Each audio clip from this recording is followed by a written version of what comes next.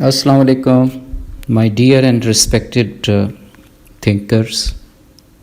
آج قرآن پاک کی چوتھی صورت سورہ النساء پر بات ہوگی.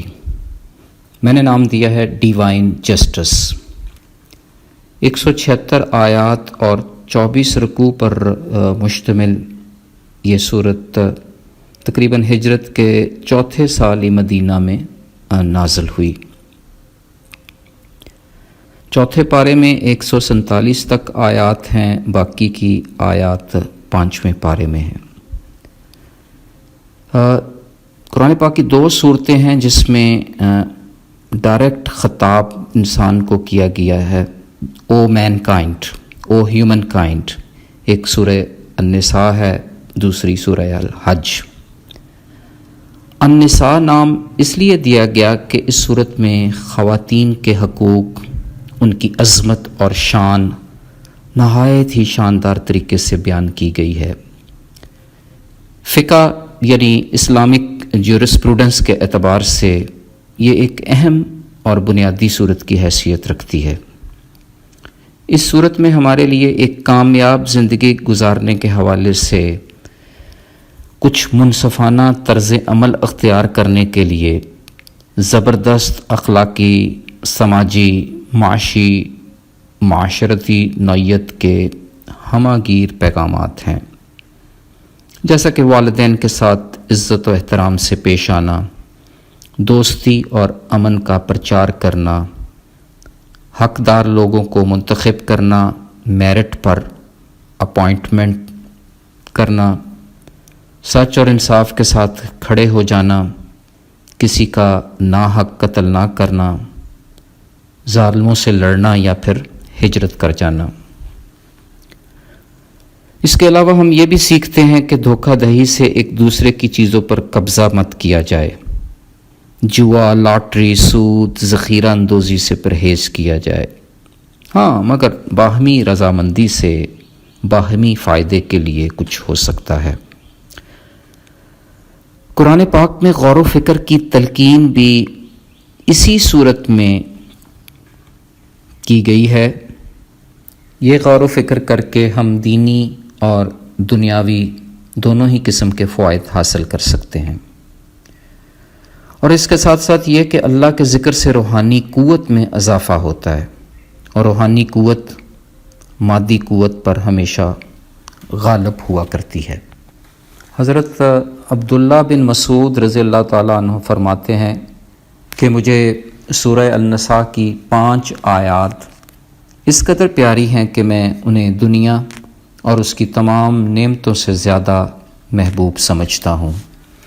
ایک آیت نمبر 30: اگر تم بڑے گناہوں سے بچو گے جن سے تمہیں روکا گیا ہے تو ہم تمہارے چھوٹے چھوٹے گناہ مٹا دیں گے اور تمہیں عزت والا مقام عطا کریں گے. دوسری آیت نمبر 41 ہے: بے شک اللہ کسی پر ذرا برابر بھی ظلم نہیں کرتا، اگر کوئی ایک نیکی کرے تو اللہ اسے کئی گنا بڑھا دیتا ہے اور اپنی طرف سے بھی اجر عظیم عطا فرماتا ہے. اسی طرح پھر تیسرے نمبر پر آیت نمبر 47: قرآن پر ایمان لے آؤ، اللہ کا حکم نافذ ہو کر ہی رہتا ہے. چوتھی پھر آیت نمبر 64: رسول کی اطاعت اور پھر اللہ کا معاف کرنا. آخری 5ویں نمبر کی آیت 110: جو شخص کوئی برائی کرے پھر اللہ سے استغفار کرے تو اللہ کو بخشنے والا بڑا ہی مہربان پائے گا. یوں اس صورت میں اصلاح معاشرہ کے اساس بیان ہوئے ہیں. مقصد امت مسلمہ کا تزکیہ و تعلیم ہے.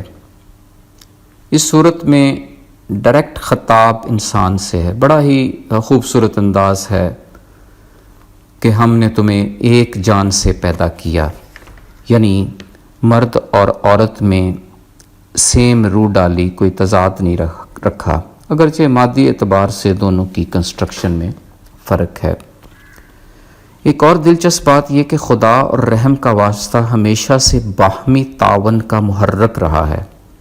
ہم مشکل میں خدا اور رحم کا واسطہ دے کر اپیل کرتے ہیں اور ہماری یہ اپیل سنی بھی جاتی ہے، اور یہ ایک فطرتی عمل ہے۔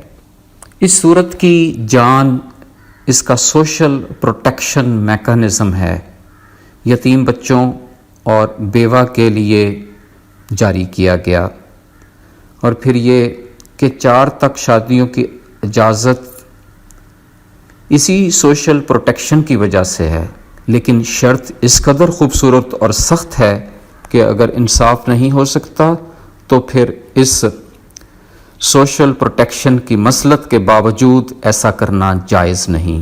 یوں لگ رہا ہے کہ جیسے سوشل جسٹس کو یتیموں کی کفالت سے زیادہ اہمیت دی جا رہی ہے۔ اللہ اکبر۔ اور یتیموں کی برکت سے دوسروں کے حقوق معین کرنے کی راہیں بھی کھل رہی ہیں۔ اسی طرح وراثت کا قانون ایکویلٹی پر نہیں بلکہ جسٹس پر بیس کرتا ہے۔ آج کی ماڈرن دنیا بھی اس سے بہتر کمپریہنسو منصوبہ دینے سے قاصر ہے۔ وراثت کے اس قانون میں پھر عورت کی سوشل پروٹیکشن مقصود ہے۔ ماں باپ کے گھر سے حصہ لینے کے ساتھ ساتھ نئے گھرانے میں بھی حصہ دار ٹھہرتی ہے، اور کفالت کی کوئی ذمہ داری بھی عائد نہیں۔ حقوق بہت زیادہ مگر ذمہ داریاں بہت کم، اور سب سے بڑی بات یہ کہ کوئی بھی خدا کے بنائے ہوئے اس وراثتی اصول میں یا اس جسٹس سسٹم کے اگینسٹ وصیت بھی نہیں کر سکتا۔ کتنی شان ہے کہ عورت کی مرضی کے بغیر کوئی چیز اس پر مسلط نہیں کی جا سکتی۔ ان کی حیثیت آزاد ہستی کی سی ہے، شریعت کے اندر رہ کر اپنے فیصلے کرنے کی پوری طرح مجاز ہے۔ کیا خوبصورت انعام عنایت فرماتے ہیں باری تعالیٰ کہ اگر ناپسندیدگی کے باوجود بھی اپنی عورت سے اچھا برتاؤ کرتے ہو تو پھر دنیا اور آخرت کی برکتوں کے دروازے کھل جاتے ہیں۔ حدیث ہے، حضور صلی اللہ علیہ وسلم فرماتے ہیں، آپ میں سب سے بہترین وہ ہے جو اپنی بیوی کے ساتھ اچھا ہے، اور میں آپ سب میں سے سب سے بہترین ہوں۔ یہ صورت ہماری رہنمائی فرماتی ہے کہ شکر گزاری سچے ایمان کا سرچشمہ ہے۔ اگر ہم شکر گزاری اختیار کریں گے تو اللہ کو کیا پڑی ہے کہ ہمیں عذاب دے۔ صحیح رویہ اختیار کرنے پر اللہ رب العزت قدر کرتے ہیں اور انسان کی توقعات سے بڑھ کر اس کا صلہ دیتے ہیں۔ اللہ تعالیٰ نے قرآن کی اس صورت میں ہم پر علم کی ایک ایسی روشنی بکھیر دی ہے جو ہر چیز کو واضح کر دینے والی ہے۔ قرآن کے عقلی، استدلالی اور عملی پہلو انسان کی رہنمائی کر کے اسے اندھیروں سے نکال کر روشنی میں لے آتے ہیں، یعنی سیدھا راستہ دکھاتے ہیں۔ ایک آیت کا مفہوم ہے کہ تمام معاملات میں اللہ اور اس کے رسول کی پیروی کرو۔ جو محمد صلی اللہ علیہ وسلم کی پیروی کرتا ہے در حقیقت اللہ کی پیروی کرتا ہے، اور حضور پاک کو تو سب سے بڑا منصف بنا کر بھیجا گیا ہے۔ اس صورت کا کیا پرکشش انداز ہے کہ مرد اور عورت دونوں کو ایک دوسرے پر الگ الگ نوعیت کی برتری حاصل ہے۔ نیکی اور تقوی میں جو جتنی محنت کرے گا اس کو اس کا اجر ملے گا۔ دونوں کا کسی نہ کسی پہلو میں صاحب فضیلت ہونا فطرتی عمل ہے، اور اسلام فطرت کے خلاف نہیں۔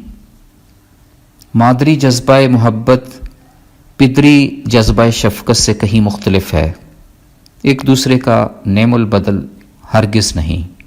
ہاں، خاندانی نظام کو چلانے اور بچوں کی تربیت میں دونوں کی اپنی اپنی اہمیت قائم ہے۔ انصاف کی حد نہیں ہو گئی کہ ڈیوائن جسٹس اپنے عروج پر نظر آتی ہے جب بات خواتین کے حقوق کی آتی ہو۔ ویسے بھی 70 ماؤں جیسا پیار رکھنے والے رب کو عورت سے ایسے ہی پیار نہیں کہ اس صورت میں نہ صرف اس کے لیے اتنا جامع ڈیوائن جسٹس کا منصوبہ پیش کر دیا، بلکہ تخلیق کرنے کی ربوبی طاقت عورت کو عنایت بخشی۔ بلا کا اعتماد ہے اگر کوئی سمجھے تو، نعمت کی نسبت رحمت کا صیغہ استعمال کیا، اور پھر ایسے ہی جنت اس کے قدموں تلے نچھاور نہیں کر دی۔ بڑے ہی شانوں والے رب کا یہ منفرد ربوبی انصاف ہے، جس کو ابھی مزید سمجھنے کے لیے غور و فکر کی ضرورت ہے۔ فی امان اللہ، اللہ حافظ۔